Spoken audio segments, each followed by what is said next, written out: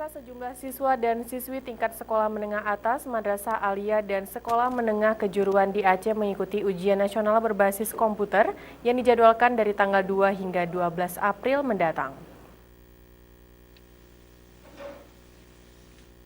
Dinas Pendidikan Provinsi Aceh mengungkapkan tahun 2018 ini, semua sekolah menengah atas, Madrasah Aliyah, dan sekolah menengah kejuruan di Aceh melaksanakan ujian nasional berbasis komputer atau UNBK, dan tidak ada lagi yang menggunakan ujian nasional berbasis kertas pensil atau UNBKP.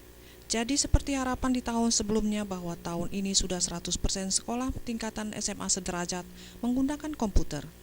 Meski jumlah pengadaan komputer belum sesuai dengan jumlah peserta ujian, namun hal ini dapat diatasi dengan pembagian shift jadwal ujian yang dibagi 3 sesi ataupun 2 sesi. Begitupun kata Kepala Dinas Pendidikan Aceh Laisani MSI, persoalan listrik yang dikhawatirkan semoga tidak terjadi di tahun ini. Dengan semakin stabilnya arus listrik, begitu juga server internet. Juga sebagaimana diketahui bahwa UNBK di Aceh kali ini 100%. Semua SMK, SMA, dan MA ini berjalan secara pola ujian nasional berbasis komputer.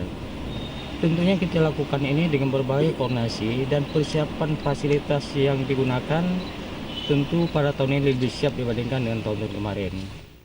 Ditambahkan, Kepala Dinas Pendidikan Aceh UNBK untuk tingkat SMA dan Madrasah Aliyah akan digelar tanggal 9 hingga 12 April mendatang, dan pihaknya telah melakukan sosialisasi UNBK ke seluruh Aceh.